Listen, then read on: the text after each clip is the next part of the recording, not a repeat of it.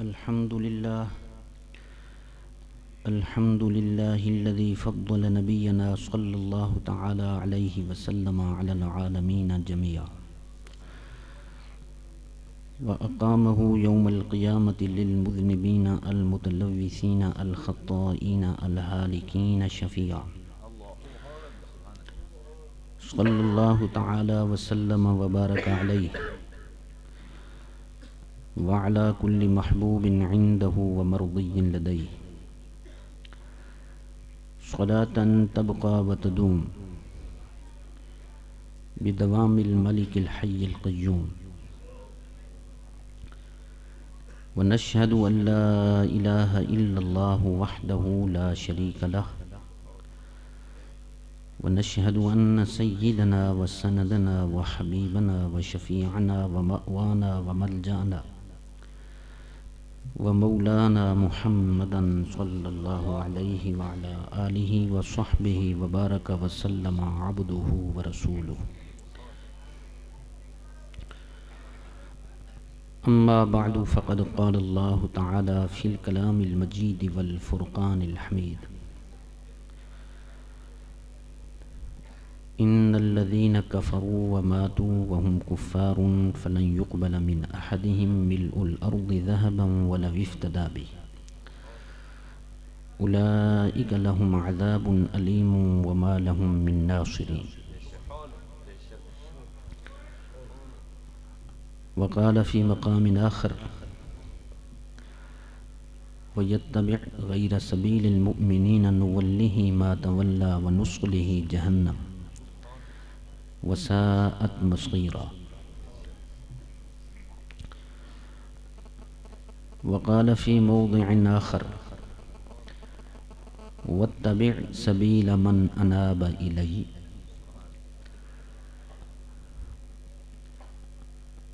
وعن النبي صلى الله تعالى عليه وعلى آله وصحبه وبارك وسلم أنه قال وسأخبركم بأول أمري دعوة إبراهيم وبشارة عيسى ورؤيا أمي التي رأت حين وضعتني وفي رواية حين ولدتني. الحديث رواه الحاكم والبزار والطبراني وغيره. وقال صلى الله عليه وسلم والذي نفسي بيده وفي رواية والله لا يؤمن أحدكم حتى أكون أحب إليه من والده وولده والناس أجمعين وفي رواية وأهله وماله وفي رواية ونفسه رواه الشيخان وغيرهما. صدق الله العظيم وصدق رسوله النبي الكريم ونحن على ذلك لمن الشاهدين والشاكرين والحمد لله رب العالمين. دروشی پڑھ لیجیے. اللہم صلی وسلم وبارک علی حبیبک وآلہ وصحبہ اجمعین عدد خلقک ورضا نفسک وزنة عرشک ومداد کلماتک وعلى آلہ وصحبہ فی کل لمحة ونفس بعدد کل معلوم لک. الصلاة والسلام علیک یا رسول اللہ. الصلاة والسلام عليك يا حبيب الله. الصلاة والسلام عليك يا سيد المرسلين وعلى آلك وأصحابك يا رحمة للعالمين.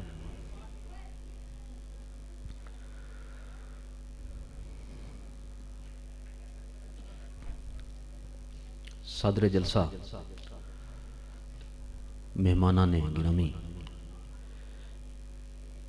ذی وقار حضرات علماء اہل سنت، سامعین محترم، حاضرین مکرم، برادران مسلک،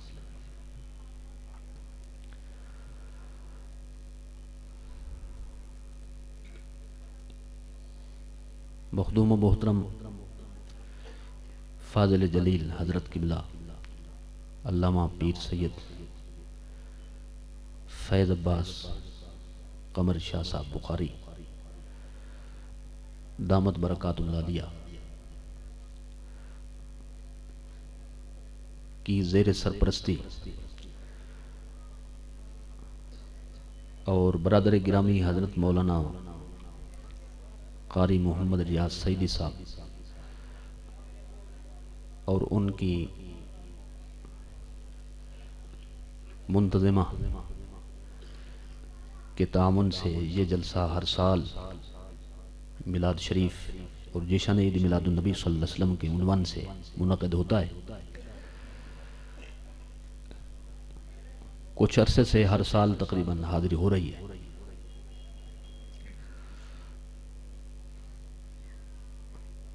میں آپ سب حضرات کا شکریہ ادا کرتا ہوں، آپ نے یاد فرمایا، اظہار خیال کا موقع فراہم کیا،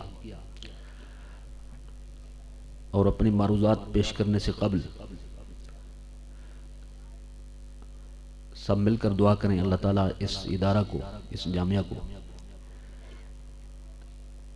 ہر حوالے سے، علمی حوالے سے، عرفانی حوالے سے، خدمت مسلک کے حوالے سے، سید عالم صلی اللہ علیہ وسلم کی بنیادی غلامی کی بنیادوں پر اسے مزید ترقی، کامیابی، کامرانی، دوام، استقامت اور برکت عطا فرمائے۔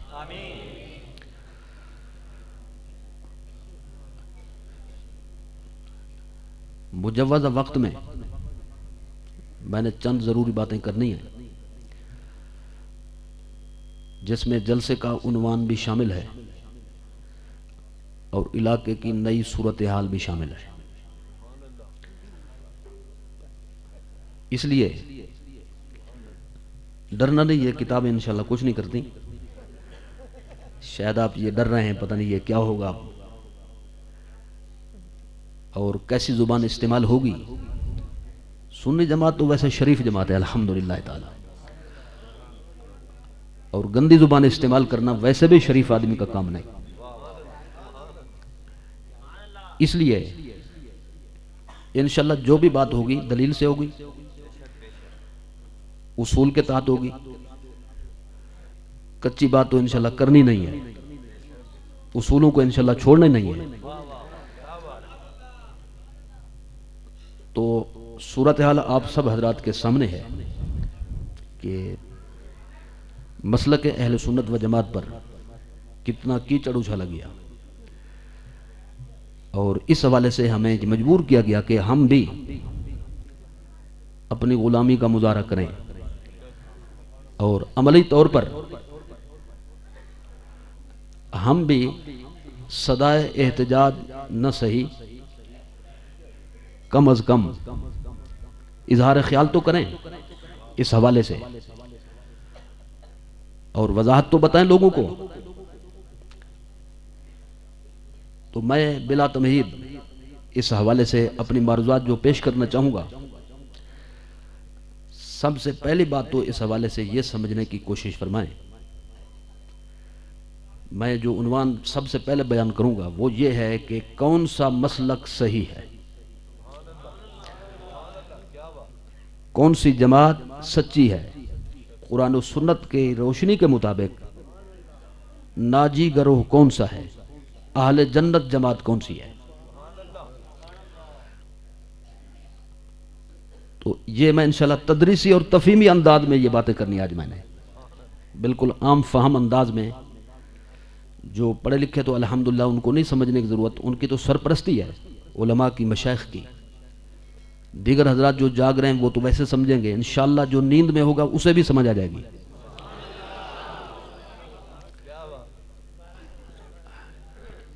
تو میرے اس عنوان کو سمجھنے کے لیے جو چیزیں میں نے آپ کے سامنے رکھنی ہیں،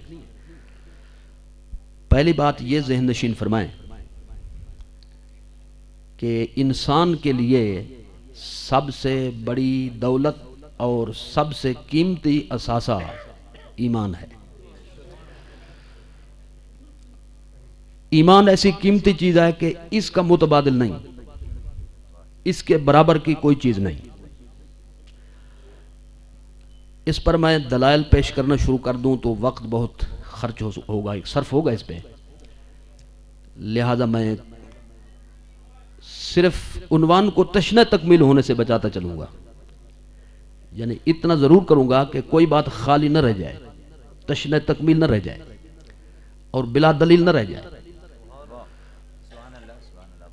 اس بات کی دلیل کہ سب سے قیمتی چیز انسان کے لیے ایمان ہے۔ قرآن مجید کے ایک مقام کا مطالعہ فرمائیں۔ جو حضرات پڑھے لکھے ہیں وہ قرآن شریف کھول کر دیکھیں، اور جو پڑھے لکھے نہیں ہیں کم از کم ان کو سننے کا ثواب ضرور مل جائے گا۔ حافظ صاحبان کو آیت پہلے یاد ہے، ناظر خان حضرات جو ہے نا وہ تصدیق کر سکتے ہیں سلسلے میں، لیکن اتنا کیجیے گا ابھی تصدیق نہ شروع کر دیں کہ میں اکیلا بیٹھ رہا ہوں آپ سب اٹھا کر جو چلے جائیں یہاں سے۔ تو مطلب ہے میں اس حوالے سے ذمہ داری سے عرض کرنا چاہتا ہوں۔ سورت آل عمران کی وہ آیت ہے اور تیسرے پارے کی آخری آیت، تیسرے پارے کی آخری آیت اللہ تعالیٰ نے فرمایا ان الذین کفروا وماتوا وهم کفار، جو لوگ کافر ہو گئے، جنہوں نے کفر کو اختیار کیا اور وہ کافر ہو کر مر گئے، نعوذ باللہ، یعنی ان کا خاتمہ بالخیر نہ ہوا، اور جب اس دنیا سے وہ گئے تو ایمان کی دولت ان کے پاس نہ تھی، اب ان کے لیے ہوگا عذاب۔ آخر میں کیا فرمایا؟ اولئک لہم عذاب علیم وما لہم من ناصرین، ان کے لیے دردناک عذاب ہے، المناک عذاب ہے، یعنی دوسرے لفظ میں بدترین عذاب ہے، سخت ترین عذاب ہے، وما لہم من ناصرین، اور کافروں کو کوئی چھڑانے والا نہیں ہوگا۔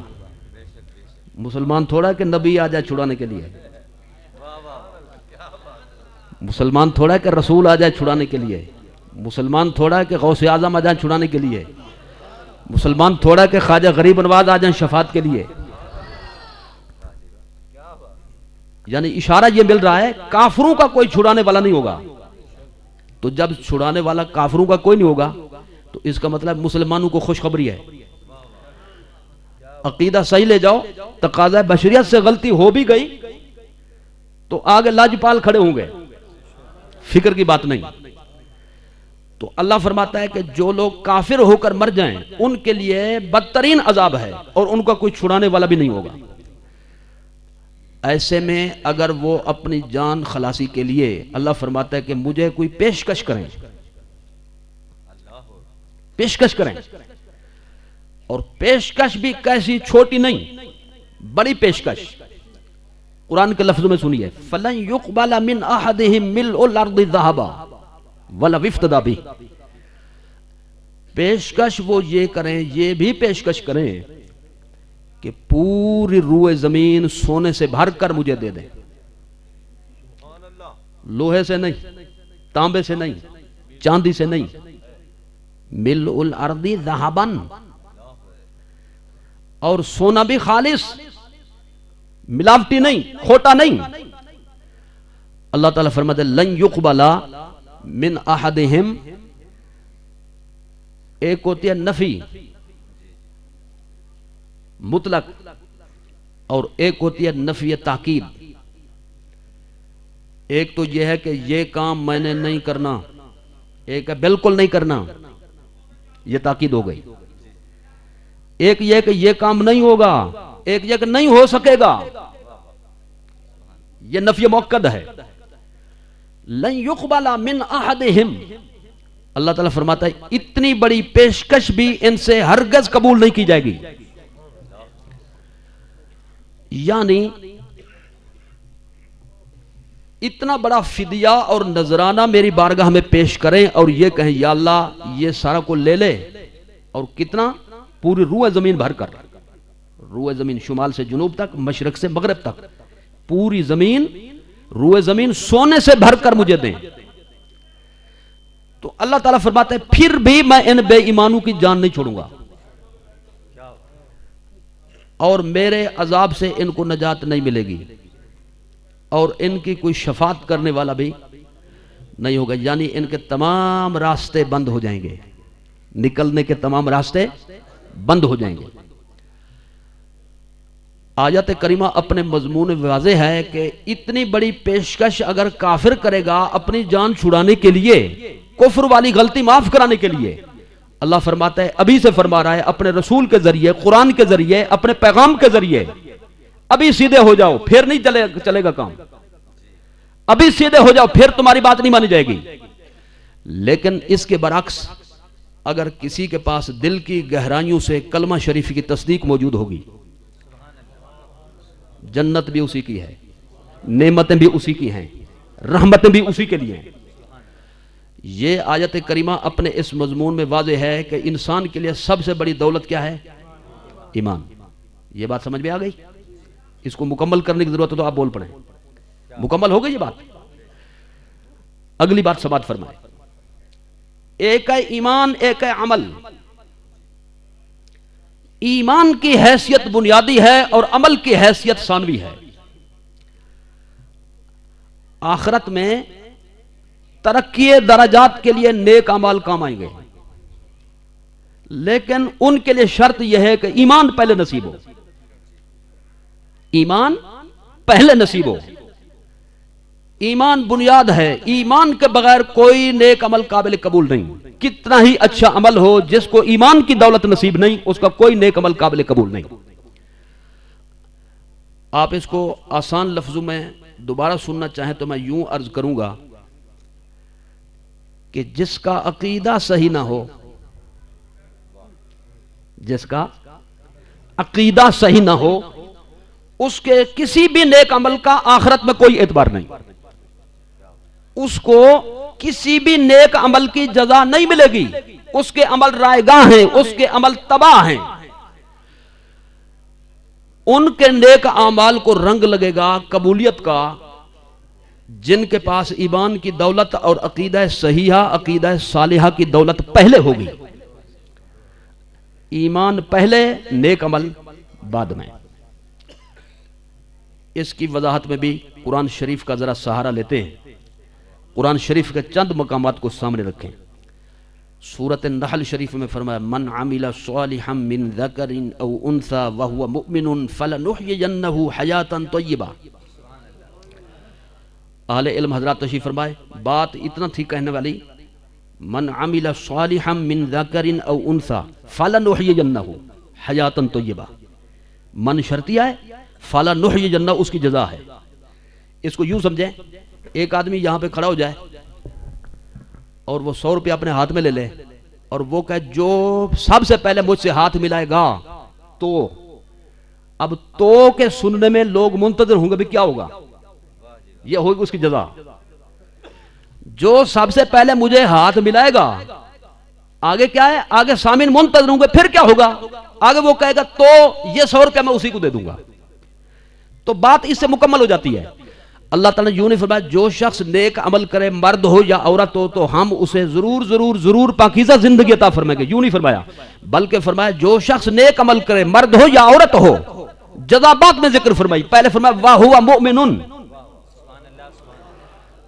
وَهُوَ مُؤْمِنٌ، وہ حالیہ صورت حال یہ ہو، حالت یہ ہو، کیفیت یہ ہو کہ نیک عمل کرنے والا وہ مرد اور عورت ایمان والے ہوں تو ان کو جزا ملے گی۔ نیک عمل کرنے والا مرد، نیک عمل کرنے والی عورت اہل ایمان ہو تو پھر ہم اس کو یہ جزا دیں گے۔ کیا جزا دیں گے؟ فَلَنُحْيِيَنَّهُ حَيَاةً طَيِّبَةً۔ مزے کی بات یہ ہے کہ آگے یہ نہیں فرمایا فی الدنیا، آگے یہ نہیں فرمایا فی البرزخ، آگے یہ نہیں فرمایا فی الآخرہ، بلکہ مطلق ہے، مطلق والمطلق یجری علی اطلاقہ۔ اللہ اس کا رسول جس امر کو مطلق رکھیں اس میں کوئی شخص بلا دلیل شرط نہیں بڑھا سکتا، اسے مقید نہیں کر سکتا۔ تو معنی یہ ہوگا اس اطلاق کی روح سے فَلَنُحْيِيَنَّهُ حَيَاةً طَيِّبَةً فِي الدُّنْيَا وَفِي الْبَرْزَخِ وَفِي الْآخِرَةِ۔ یہ آیت نہیں پڑھ رہا میں، کل صبح کہیں کہ فی الدنیا وفی البرزخ وفی الآخرہ، یہ لفظ آیت کے ملا کر بنا نا، سنیے میں آئے کر کے یعنی کر کے معنی بیان کر رہا ہوں۔ اس کا معنی یہ ہوگا ہم اسے پاکیزہ زندگی عطا فرمائیں گے۔ کب؟ اطلاق ہے، معنی ہوگا دنیا میں۔ کب؟ اطلاق ہے، معنی ہوگا قبر میں۔ کب؟ اطلاق ہے تو معنی ہوگا آخرت میں۔ دنیا میں، قبر میں، آخرت میں ہم اسے بے فکری زندگی عطا فرمائیں گے، اور صرف زندگی نہیں عطا فرمائیں گے، لَنُحْيِيَنَّهُ لام تاکید نون سکیلا، لام تاکید نون سکیلا ڈبل تاکید، یہ جزا ہم اسے ضرور دیں گے، ضرور دیں گے، ضرور دیں گے۔ دنیا میں ایسی زندگی عطا فرمائیں گے جو سکون ہی سکون ہوگی، مصیبتوں کے پہاڑ اس پر آن پڑیں، اسے کوئی فکر نہیں ہوگی، پرواہ نہیں ہوگی۔ آخرت والا مرحلہ بھی ہم اس کے لیے آسان کر دیں گے، قبر والی سیڑھی بھی ہم اس کے لیے آسان کر دیں گے۔ تو اب اللہ تعالیٰ نے ایک ہی جملے میں تینوں زندگیاں بیان فرما دیں، دنیا کی زندگی، برزخ کی زندگی، آخرت کی زندگی۔ لوگ کہتے ہیں بس دنیا کی زندگی، آخرت کی زندگی، اس کا مطلب درمیان میں ان کے لیے کچھ ہے ہی نہیں، درمیان میں ان کے لیے کچھ ہے ہی نہیں، کیونکہ حیات طیبہ کی بات ہے، طیبہ تو ملے گی نبی کے غلام کو، حیات طیبہ کا صلہ تو ملے گا رسول اللہ کی چاہت رکھنے والے کو۔ ہر ایک کو اندازہ ہوتا ہے کہ ہمیں یہ اپنے کرتوتوں کی روشنی میں ہمیں کیا ملے گا، تو فَلَنُحْيِيَنَّهُ حَيَاتًا طَيِّبَةً، اللہ نے فرمایا اگر نیک عمل کرنے والا مرد یا عورت ایمان والے ہوں تو پھر اس جزا کے مستحق ہیں۔ معلوم ہوا عقیدہ پہلے ہے، عمل بعد میں ہے۔ اگر ایک آیت کریمہ سے گزارا نہیں چلا تو دوسری سماعت فرمائیں۔ تسلسل کے ساتھ 15ویں پارے میں پھر فرمایا ہے سورہ بنی اسرائیل میں، وَمَنْ أَرَادَ الْآخِرَةَ وَسَعَى لَهَا سَعْيَهَا وَهُوَ مُؤْمِنٌ فَأُولَئِكَ كَانَ سَعْيُهُمْ مَشْكُورًا۔ من یہاں عموم کے لیے، اولئک اس کا قرینہ ہے، اولئک اس کا قرینہ ہے، اور من جو ہے یہاں عموم کے لیے، جو آخرت کے طلبگار ہوں، جو آخرت کے چاہنے والے ہوں، آخرت کو ترجیح دیتے ہوں اور آخرت کی زندگی میں ترقی کے لیے نیک عمل بھی کریں، تو فرمایا وَهُوَ مُؤْمِنٌ، شرط یہ ہے کہ وہ ایمان والے ہوں، فَأُولَئِكَ كَانَ سَعْيُهُمْ مَشْكُورًا، یہی تو ہیں کہ جن کے عمل کی ان کو جزا ملے گی۔ دو آیات مقدسہ تسلسل کے ساتھ موجود ہیں، تیسری پھر سماعت فرمائیں۔ 16ویں پارے میں پھر فرمایا وَمَن يَعْمَلْ مِنَ الصَّالِحَاتِ وَهُوَ مُؤْمِنٌ فَلَا يَخَافُ ظُلْمًا وَلَا هَضْمًا، جو اچھے عمل کرے، جو اچھے عمل کرے، شرط یہ ہے کہ ایمان والا ہو، تو اسے کسی قسم کی زیادتی کا خطرہ نہیں ہوگا، کسی قسم کی زیادتی کا ہماری طرف سے خطرہ نہیں کرنا چاہیے، لیکن شرط یہ ہے نیک عمل بعد میں کرے اور ایمان اس کے پاس پہلے ہو۔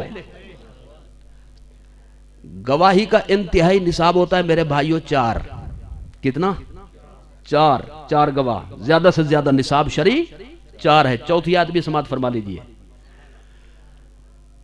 17ویں پارے میں پھر فرمایا فَمَن يَعْمَلْ مِنَ الصَّالِحَاتِ وَهُوَ مُؤْمِنٌ فَلَا كُفْرَانَ لِسَعْيِهِ وَإِنَّا لَهُ كَاتِبُونَ، جو اچھے عمل کرے شرط یہ ہے کہ ایمان والا ہو، تو ہم اس کے نیک عمل کو ضائع نہیں کریں گے، ہم تو اتنا اس کو جزا دیں گے، اِنَّا لَهُ كَاتِبُونَ، اس کی ایک ایک نیکی کو ہم لکھ لکھ کر محفوظ کر رہے ہیں، پوری لسٹ بن رہی ہے، اور اسی لسٹ کے مطابق ہم اسے جزا خیر عطا فرمائیں گے، لیکن شرط کیا ہے؟ وَهُوَ مومنون، ایمان والا ہو۔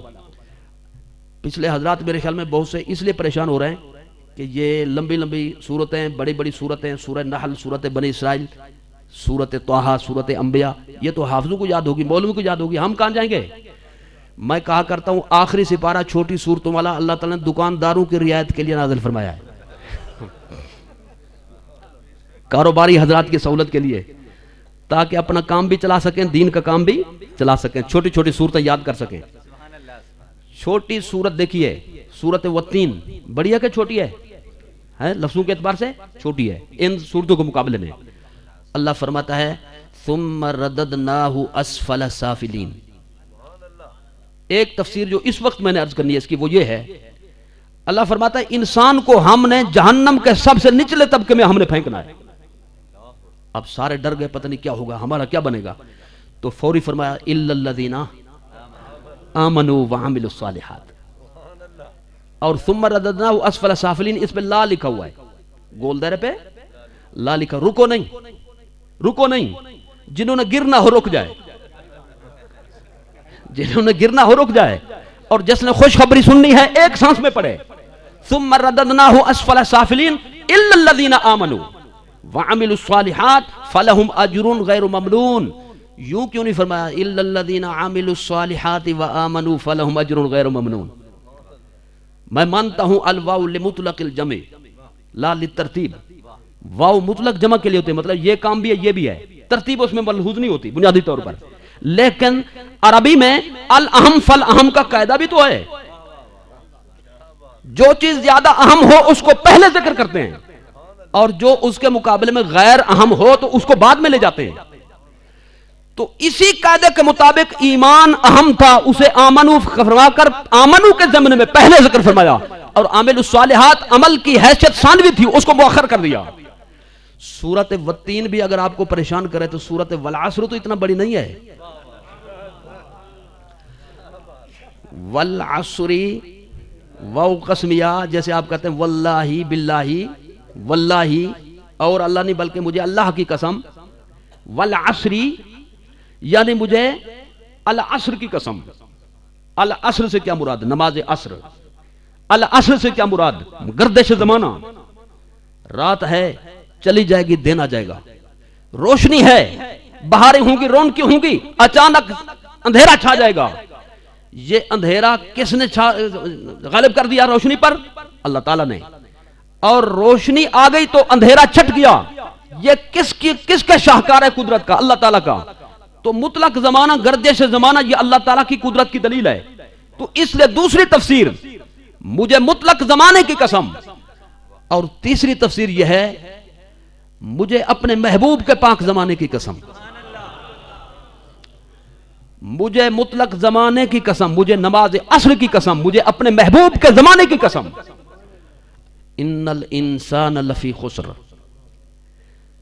یقینی بات ہے، شک و شبہ سے بالا تر یہ بات بالکل پکی بات ہے کہ الانسان الف لام استغراقی بمعنی جمی و کل، اے ان جمی الانسان اے ان کل الانسان لفی خسر. انسان کے تمام افراد خسارے میں ہیں، گھاٹے میں، ٹوٹے میں ہیں، کوئی بھی فائدے میں نہیں ہے. اب سارے کے سارے ڈر گئے جب ہم ہیں ہی خسارے میں تو کاش کہ ہم پیدا ہی نہ ہوتے، ہمیں ماں ہی جنم نہ دیتی، اس دنیا میں آتے ہی نہ. تو فوری فرمایا الا الذین آمنوا وعملوا الصالحات. الا الذین آمنوا وعملوا الصالحات، جو ایمان والے ہیں اور انہوں نے نیک عمل کیے تو وہ گھاٹے میں نہیں ہے، وہ ٹوٹے میں نہیں ہیں. ان کے لیے نفع ہی نفع ہے، ان کے لیے آسائش ہی آسائش ہے، ان کے لیے سکھ ہی سکھ ہے، ان کے لیے چین ہی چین ہے. 6 آیتیں میں نے قرآن شریف کی پیش کری. میرے خیال میں اب تو جو شخص گہری نیند میں بھی ہوگا تو وہ بھی سمجھ گیا ہوگا کہ مسئلہ یہی ہے کہ ایمان بنیادی حیثیت رکھتا ہے، عمل ثانوی حیثیت رکھتا ہے. جس کے پاس ایمان ہوگا اسی کی نیکی قبول ہوگی، اور جس کے پاس ایمان نہیں اس کی نیکی قبول نہیں ہوگی. جو حضرات پڑھے لکھے نہیں ہیں ان کے لیے بھی ایک حقائق کی روشنی میں ایک حقیقت گفٹ کے طور پہ پیش کرتا ہوں. دنیا کا سب سے بڑا سخی جو مشہور ہے وہ کون ہے؟ بولو. دیکھیں نا اتنا بڑا مشہور ہے کہ ہر کوئی اس کو جانتا ہے. حاتم طائی، بنو طائی قبیلے کا، عربی تھا کرسچین، نصرانی، عیسائی، دوسرے لفظوں میں امریکی اور برطانوی عقیدہ کا حامل موجودہ مثال کے مطابق. اس کا اتنا بہت پیارا اور محبوب اور نیک عمل سخاوت دنیا جانتی ہے. ہر طرف اس کے محل کے دروازے تھے، 24 گھنٹے کھلے رہتے تھے. جس وقت بھی کوئی فقیر آیا، محتاج آیا، سائل آیا، منگتا آیا، بھکاری آیا تو اس نے اس کی جھولی بھر کر دے دی. دوسرے دروازے سے آ گیا، فوراً لینے کے بعد اس نے یہ نہیں کہا فقیر صاحب معاف کرو، شرم نہیں آتی تمہیں، ابھی تو لے کر پھر تنگ کرتے ہو نا، دوبارہ اس نے دے دیا. تیسرے دروازے سے پھر دے دیا، چوتھے سے پھر دے دیا. تیوری نہیں بدلی، منہ نہیں بسورا، گھور گھور کر نہیں دیکھا، اظہار غضب نہیں کیا، ناراضگی کا مظاہرہ نہیں کیا، بلکہ اس کو خوشی ہوتی تھی کہ بار بار میرے پاس سائل آنا چاہیے. لیکن اتنا بڑے اچھے عمل کے باوجود جائے گا کہاں پہ؟ جہنم میں، دوزخ میں. پکا جہنمی ہے. جنت کی خوشبو بھی اسے سونگھنا نصیب نہیں ہوگی. اس کے برعکس اس کی ایک بیٹی اور اس کا ایک بیٹا کسی طرح سے، میں اس تفصیل میں نہیں جاتا کیسے آئے کس طرح سے آئے، حضور کی بارگاہ میں پہنچ گئے، سرکار کے دربار اقدس میں، حضور کے دربار گہربار میں آنے کا انہیں موقع مل گیا اور انہوں نے اسلام قبول کیا، حضور علیہ الصلوۃ والسلام کی غلامی اختیار کی، بیٹا صحابی بن گیا، بیٹی صحابیہ بن گئی۔ باپ جیسی سخاوت بیٹے نے نہیں کی، بیٹی نے نہیں کی، لیکن وہ کہاں جائیں گے؟ جنت میں، اور باپ کہاں جائے گا؟ جہنم میں۔ اب فرق کیا اس میں؟ اس کے پاس یہ نیکی ضرور تھی لیکن ایمان نہیں تھا، کافر تھا، غیر مسلم تھا۔ میرے آقا صلی اللہ علیہ وسلم کا ندا اس کے کانوں میں گونجتی رہی لیکن اس نے توجہ نہیں دی۔ حضور علیہ الصلوۃ والسلام کی دعوت مبارکہ اس کو پہنچی لیکن اس نے حضور کا کلمہ نہیں پڑھا، غلامی اختیار نہیں کی، اور سرکار نے اس کی بیٹی سے فرمایا تھا لو ان اباک کان مؤمنا لترحمنا علیہ، اگر تیرا باپ ایمان والا ہوتا تو ہم اس کے لیے دعا کرتے، رحمت کی دعا کرتے۔ مطلب یہ ہے وہ کافر ہو کر مرا ہے تو اب نبی کی دعا رحمت کا وہ مستحق نہیں۔ حقائق کی روشنی میں یہ ایک مثال ہے کہ اس نے نیکی بڑی کی لیکن اس نیکی کا آخرت میں اسے کوئی فائدہ نہیں ہے۔ وجہ کیا ہے؟ کہ اس کو ایمان نصیب نہیں تھا، اس کا عقیدہ صحیح نہیں تھا۔ تو نیک عمل کی قبولیت کے لیے ایمان شرط ہے اور عقیدہ اس کے لیے شرط ہے، اور جو چیز پہلے کرنے کی ہو اسے پہلے کیا جاتا ہے، اور شرط ہوتی ہے مشروط پہ مقدم، اذا فات شرط و فات المشروط۔ قبلہ کی طرف منہ کرنا شرط ہے اگر کوئی شرعی مجبوری نہ ہو۔ ایک آدمی نماز ادھر پڑھ لے پھر منہ کر کے بیٹھ جائے ادھر، نماز نہیں ہوگی، شرط پوری نہیں کی۔ طہارت کاملہ شرط ہے، نماز پہلے پڑھ لے، طہارت کاملہ بعد میں کرے، اس کی نماز نہیں ہوگی۔ تکبیر تحریمہ شرط ہے عند بعض العلماء، اگر تکبیر تحریمہ نہ کہے تو پھر اس کی نماز شروع نہیں ہوگی۔ تکبیر تحریمہ بعد میں کہے، نماز پہلے شروع کر دے، نماز اس کی شروع نہیں ہوگی، کیونکہ شرط پہلے ہوا کرتی ہے، مشروط بعد میں ہوا کرتا ہے۔ تو مجھے کہنے دیجئے ایمان شرط ہے ہر نیک عمل کے قبول ہونے کے لیے، ایمان نہ ہو تو نماز قبول نہیں، روزہ قبول نہیں، حج قبول، اب تھوڑی سی محنت آپ کو بھی کرنی پڑے گی، حج قبول نہیں، عمرہ قبول، کعبہ کا طواف، عرفات کا وقوف، مزدلفہ کا قیام، منا کی قربانی، مسجدوں کی حاضری، بڑے بڑے مدرسے بنا دینا، راتوں رات مسجدیں کھڑا کر دینا، جہاد کے نام پہ مجاہد بن کر کافروں کے سامنے سینہ سپر ہو جانا، اس کا کوئی فائدہ نہیں۔ تسبیح چلانا، قرآن کی تلاوت کرنا، درس و تدریس، کوئی بھی نیک عمل ہو قابل قبول نہیں ہو سکتا جب تک ایمان کی دولت نصیب نہ ہو۔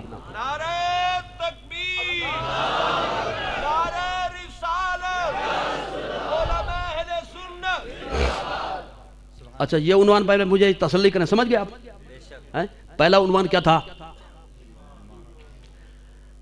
پورا بولیں گے تو مجھے تسلی ہوگی نا۔ سب سے قیمتی چیز ایمان ہے، اور دوسری چیز آپ نے کیا سمجھی؟ نیکی کے قبول کرانے کے لیے شرط ہے کہ نیکی کرنے والا ایمان والا پہلے ہو۔ اگلی بات ہم نے یہ سمجھنی ہے ایمان کیا ہوتا ہے، آخر یہ بھی تو ہمیں متعین کرنا پڑے گا ایمان کیا ہوتا ہے۔ تو اس سلسلے میں میں اپنا فیصلہ پیش نہیں کرتا، میں اپنے مشائخ کا فیصلہ نہیں پیش کرتا، فیصلہ اس زبان پاک کا پیش کرنا چاہتا ہوں کہ کائنات کا نظام درہم برہم ہو سکتا ہے، اس پاک ہستی کی زبان بال برابر بھی غلطی نہیں کر سکتی۔ چلیں مدینہ طیبہ، چلیں دربار رسول میں، سوال کریں سرکار کے دروازے پر، یا رسول اللہ آپ متعین فرما دیں ایمان کیسے ہوتا ہے، ایمان کس کو نصیب ہوتا ہے، سرکار آپ ہی اس کی تعین فرما دیں۔ رسول اللہ صلی اللہ تعالی علیہ وصحبہ وبارک وسلم نے اس کی وضاحت فرمائی۔ آپ نے کیا فرمایا؟ واللہ، مجھے اللہ کی قسم، اور دوسری بات ہے والذی نفسی بیدہ، مجھے اس ذات کی قسم جس کے قبضہ قدرت میں میری جان ہے۔ یا رسول اللہ صلی اللہ علیہ وسلم اتنے اہتمام سے بیان فرما رہے ہیں، مسئلہ کیا ہے، کیا مسئلہ بیان فرمانا چاہتے ہیں؟ اور پھر غور فرمائیں، سامعین ہوتے ہیں تین قسم کے، کتنے؟ تین قسم کے، ایک خالی الذہن، نیوٹرل، ٹھیک ہے بھائی، اور ایک ہوتے ہیں متردد، جن کو اس بات میں جو بیان کی جا رہی ہو تردد ہو، اور تیسری قسم ہوتی ہے سامعین کی جو انکار رکھتے ہوں اپنے دل میں، جو منکر ہوں، خالی و ذہن، متردد اور منکر۔ خالی و ذہن کے لیے سیدھا سادہ انداز کافی ہوتا ہے۔ مجھ سے کوئی پوچھے کہ آپ کب چلے تھے، میں کہوں جی میں چلا تھا 2 بجے، 300 کلومیٹر کیا، خانوال پہنچے، خانوال سے پھر واپس آئے، ڈائیو جو ہے راستے میں چھوڑتی نہیں ہے، اتنا سفر کر کے آئے تو ٹائم بھی تھوڑا سا لگا۔ تو خالی و ذہن شخص کے لیے سیدھا سادہ انداز کافی ہے، اور جس کو تردد ہو بھئی اتنا لمبا سفر، کوئی تیز سواری ہے کوئی ایسی جو پہنچا دے، تو اس کے لیے کہا جائے گا ہاں بھی بالکل صحیح ہے، بالکل صحیح ہے۔ تاکید کا بیان کرنا متردد کے سامنے بہتر ہوا کرتا ہے، لیکن اگر منکر ہو تو پھر اس کے انکار کا علاج کرنے کے لیے تاکید فرض ہوتی ہے، تاکید کا بیان کرنا فرض ہوا کرتا ہے۔ رسول اللہ صلی اللہ علیہ وسلم مسئلہ بعد میں بیان فرمایا، اور اس کی تاکید فرماتے ہوئے اور اس بات کی صداقت کو بیان کرتے ہوئے اللہ کے نام کی قسم پہلے یاد فرمائی۔ اب میں یہ پوچھنا چاہتا ہوں، سامعین میں صدیق اکبر تھے، کیا وہ متردد تھے؟ فاروق اعظم تھے، کیا ان کو تردد تھا؟ عثمان غنی، مولا علی، حیدر کرار، شیر خدا، صحابہ کرام، ازواج مطہرات، اہل بیت، ان میں سے کسی کو انکار تھا؟ اور جب انکار بھی نہیں، تردد بھی نہیں، پھر قسم کیوں اٹھائی؟ پھر قسم کیوں اٹھائی؟ اس کے بے شمار جوابات میں سے ایک جواب یہ ہے کہ آپ لوگ دیکھ رہے ہیں اس زمانے کی محفل کو، میرے آقا دیکھ رہے تھے اس زمانے کی محفل کو۔ حضور صلی اللہ علیہ وسلم نے اپنا یہ فرمان پوری نسل انسانیت تک پہنچایا، اور آنے والوں میں متردد بھی تھے، ان میں منکر بھی تھے۔ تو یہ ان کا علاج ہے جب اپنے دل میں انکار رکھتے ہوں، تردد رکھتے ہوں۔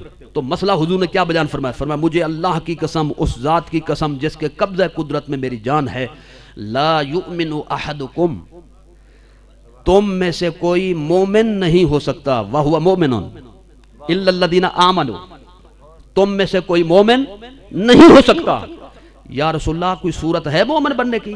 فرمایا ہاں، حتی اکون احب الیہ، یہاں تک کہ میں میری ذات سے اسے زیادہ محبت ہو، میں اسے زیادہ محبوب ہو جاؤں۔ احبا اس میں تفضیل کا صیغہ، حتی اکون حبیبا الیہ نہیں، محبوبا الیہ نہیں، حتی اکون احب الیہ ہے، میری ذات کے ساتھ اسے زیادہ محبت ہو۔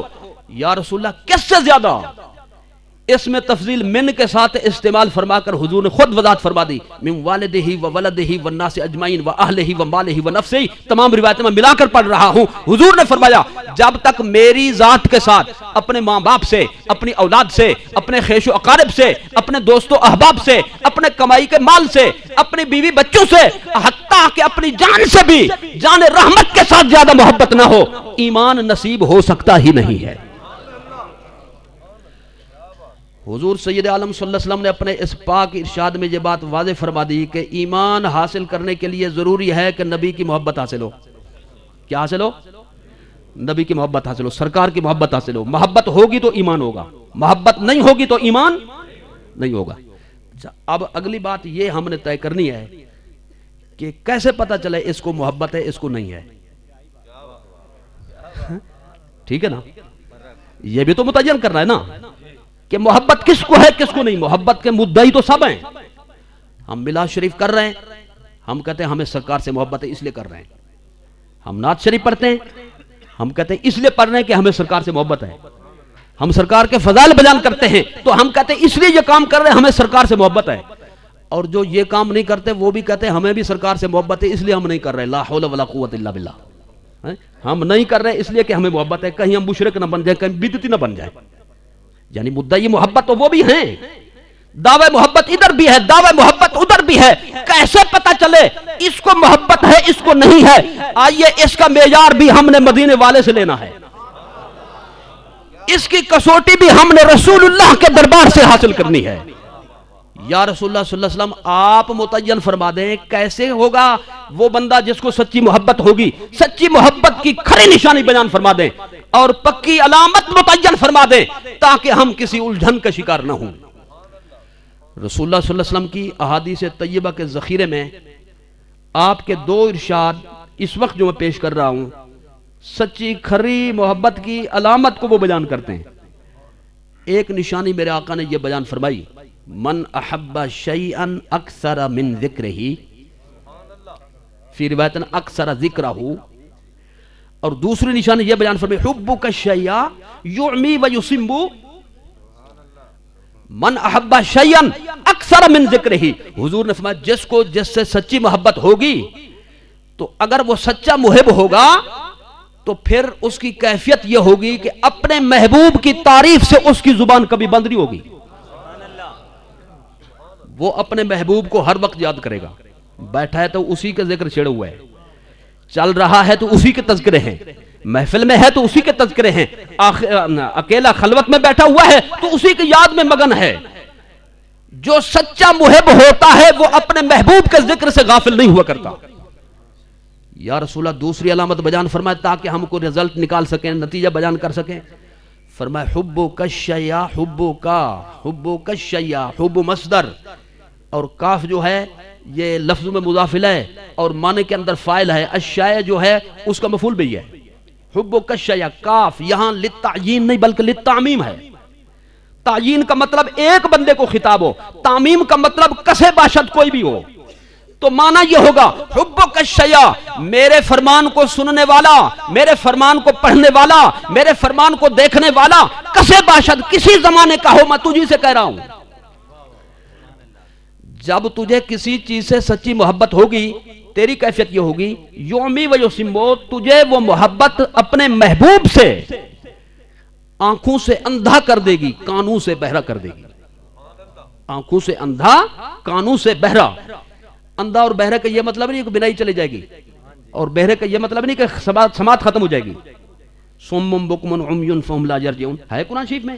اللہ فرماتا ہے یہ عبداللہ بن ابی اور اس کی پارٹی کے جتنے ہیں منافقین، یہ سب کے سب یہ تو سمن ہیں، یہ بکمن ہیں، یہ عمیون ہیں، یعنی کانوں سے بہرے ہیں، زبانوں سے گونگے ہیں، آنکھوں سے اندھے ہیں۔ تو کیا خیال ہے عبداللہ بن ابی سوٹی لے کر چلتا تھا، اندھا تھا آنکھوں سے، اس نے وہ آلہ سماعت لگایا ہوا تھا، ایسے نہیں سن سکتا تھا، زبان سے گونگا تھا، اور نہیں گونگا نہیں تھا، بولتا تھا، سماعت تھی اس کی سنتا تھا، آنکھیں تھی دیکھتا تھا، لیکن آنکھ وہ آنکھ ہے جو نبی کے جلووں کو دیکھتی ہو، کان وہ کان ہے جو رسول اللہ کی تعریف سنتے ہوں، زبان وہ زبان ہے جو آمنہ کے لال کے گن گاتی ہو۔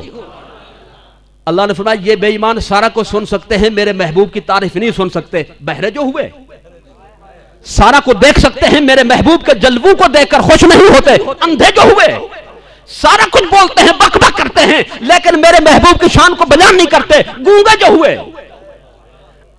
صم بکم عمی، یہ تینوں لفظ اس میں موجود ہیں، تو یہاں پر بھی یہ مطلب نہیں کہ کانوں سے بہرا اور آنکھوں سے اندھا بینائی اور سماعت ختم ہو جائے گی، بلکہ مطلب یہ ہر چیز سنے گا، اپنے محبوب کے خلاف کچھ نہیں سن سکے گا، ہر چیز دیکھ سکے گا لیکن اپنے محبوب کے خلاف کچھ دیکھ نہیں سکے گا۔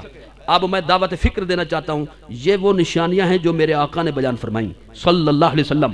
اب اتنا تو اللہ نے آپ کو عقل دی ہے، جائزہ تو لے سکتے ہیں، فیصلہ تو کر سکتے ہیں، اور سیدھی سی اور آسان سی جو بات ہو اس کے لیے کسی سے پوچھنے کی ضرورت نہیں ہوا کرتی۔ وہ ایک آدمی زارو قطار رو رہا تھا، دھاڑ دھاڑ کر کے، فریاد فریاد کر کے، ایک آدمی نے دیکھا، اسے ترس آ گیا، اس نے بندہ ہے بڑا رو رہا ہے، پوچھیں تو اسے کیوں رو رہا ہے؟ اس نے کہا بھائی صاحب السلام علیکم۔ وعلیکم السلام ورحمۃ اللہ۔ او بھائی کیوں رو رہے ہو؟ کہنے کہ یار میری بیوی بیوہ ہو گئی ہے اس لیے رو رہا ہوں۔ آپ بھی میرے خیال میں نیند میں، آپ کو بھی سمجھ نہیں آئی، میری بیوی بیوہ ہو گئی ہے اس لیے رو رہا ہوں۔ اس نے کہا بے وقوف، تم خود زندہ بیٹھے ہو، بیوی بیوہ کیسے ہو گئی؟ اس نے کہا پکے آدمی نے مجھے بتایا۔ تو ایسے پکے آدمی جب مارکیٹ میں آ جانا سارے کام کچے ہو جاتے ہیں، خراب ہو جاتے ہیں، کباڑا کر دیتے ہیں وہ۔ اب یہ سیدھی سی بات ہے، یہ پوچھنے کی ضرورت ہے بندہ زندہ اور اس کی بیوی بیوہ ہو جائے، ہے کوئی عقل کی بات؟ کیوں بھائی؟ یہ حساب کی بات ہے، دو اور دو کتنے ہوتے ہیں؟ جمع کریں تو بھی چار، ضرب دیں تو بھی چار، ٹھیک ہے؟ اس میں کوئی ہے، کوئی اس میں کوئی مطلب ہے کہ ہیرا پھیری کوئی نہیں ہے۔ اب کوئی آدمی کھڑا ہو جائے وہ کہے بخاری شریف دکھاؤ پھر مانوں گا، دو اور دو چار ہوتے ہیں۔ یا کسی پروفیسر کو لے آؤ، میں اس سے پوچھوں گا، اس سے کہیں گے بے وقوف یہ پروفیسر کی ضرورت ہی نہیں آنے کی، نہ یہ بخاری کا مسئلہ ہے۔ سمجھ آ گئی نہیں آ گئی؟ تو جو سیدھی سی بات ہو اس کے لیے بندہ خود فیصلہ کر سکتا ہے۔ میرے آقا نے نشانیاں متعین کر دیں، حضور صلی اللہ علیہ وسلم نے علامت قائم فرما دی، جس کو سچی محبت ہوگی وہ اپنے محبوب کو یاد ہی کرتا رہے گا، جس کو سچی محبت ہوگی اس کی جان تو جا سکتی ہے لیکن محبوب کے خلاف کچھ دیکھنا گوارا نہیں کر سکے گا۔ میں پوچھنا چاہتا ہوں، پوری دنیا پر آپ نظر دوڑائیں، کلمہ پڑھنے والے موجود ہیں، مدارس چلانے والے موجود ہیں، مسجدوں کے ائمہ خطبہ موجود ہیں، اپنی اپنی جماعتیں موجود ہیں، فرقے فرقیاں سارا کچھ موجود ہے۔ پوچھنا چاہتا ہوں، ایمان سے بتائیں، خدا کے گھر میں بیٹھے ہیں، کون سی جماعت مدینے والے کو زیادہ یاد کرتی ہے؟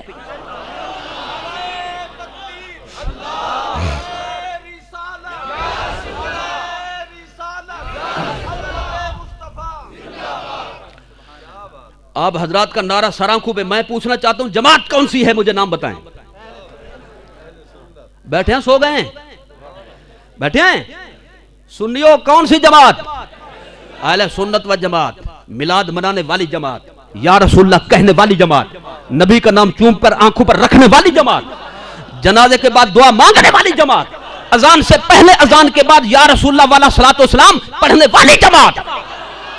ہمارا کوئی پیدا ہو تو درود پڑھیں، ہمارا کوئی مر جائے تو درود پڑھیں، اٹھیں تو درود پڑھیں، بیٹھے تو درود پڑھیں، چلے تو درود پڑھیں، لیٹے تو تسبیحات کے اندر، آنکھ بند ہو گئی، آنکھ کھل گئی تو مصطفیٰ کا درود پھر زبان پہ جاری ہے، اذان بعد میں درود پہلے، اذان ختم نبی کا درود جاری۔ حضور نے جو کھری نشانی بیان فرمائی کس جماعت میں موجود ہے؟ ایمان سے بتائیں، اہل سنت و جماعت میں۔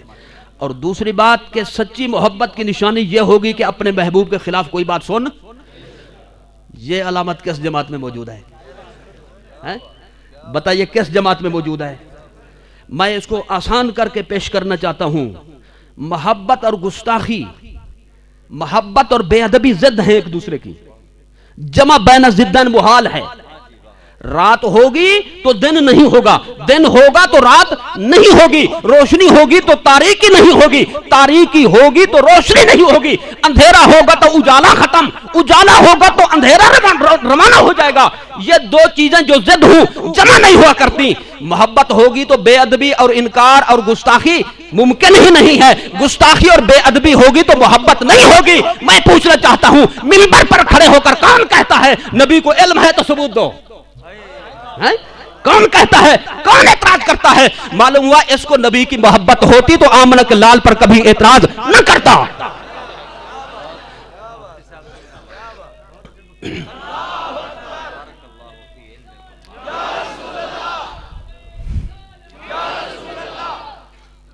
مزید سنیے، مزید سنیے جناب، ایک بات مزید حقائق کے حوالے سے عرض کرنا چاہتا ہوں، دنیا تسلیم کر گئی ہے کون سی جماعت رسول اللہ کے چاہنے والی ہے صلی اللہ علیہ وسلم۔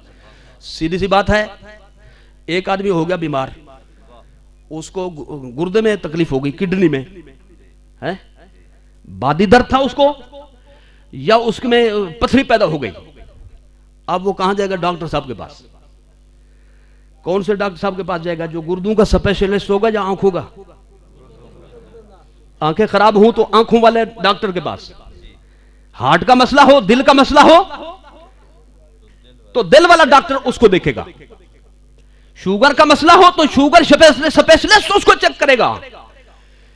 تو معلوم ہوا اسی سے رابطہ کیا جاتا ہے جو اس کا اسپیشلسٹ ہو، جو جواب دہ ہو، جو ذمہ دار ہو۔ پوچھنا چاہتا ہوں، حضور کے کسی کمال پہ اعتراض ہو، جواب کس سے لیا جاتا ہے؟ حضور کی کسی صفت پر انکار ہو، وصف جمیل کا ثبوت چاہیے، کس جماعت کے مولوی سے پوچھا جاتا ہے؟ حضور کے فضائل و کمالات میں سے کسی فضیلت و کمالات کی دلیل چاہیے کسی کو، کس مولوی کو جواب دہ کرا دیا جاتا ہے؟ نورانیت پر اعتراض ہو تو بریلوی مولوی جواب دے تو، علم غیب رسول پر سوال ہو تو بریلوی مولوی جواب دینا ہے تو نے، حاضر ناظر کا ثبوت درکار ہو تو سنی بریلوی مولوی جواب دینا ہے تو نے، مختار کل کا مسئلہ ہو تو جواب دینا ہے سنی تو نے، صلاۃ و سلام کا مسئلہ ہو جواب دینا ہے سنی تو نے، یا رسول اللہ کہنے کا مسئلہ ہو جواب دینا ہے سنی نے، میلاد کی محفل ہو پرچی دی جاتی ہے سنی کو۔ تو معلوم ہوا لوگوں نے خود تسلیم کر لیا ہے نبی کی شان کا وہ جو محافظ ہے، حضور کی عظمت کی جو پاسبان جماعت ہے، یہی میلاد بنانے والی جماعت تو ہے۔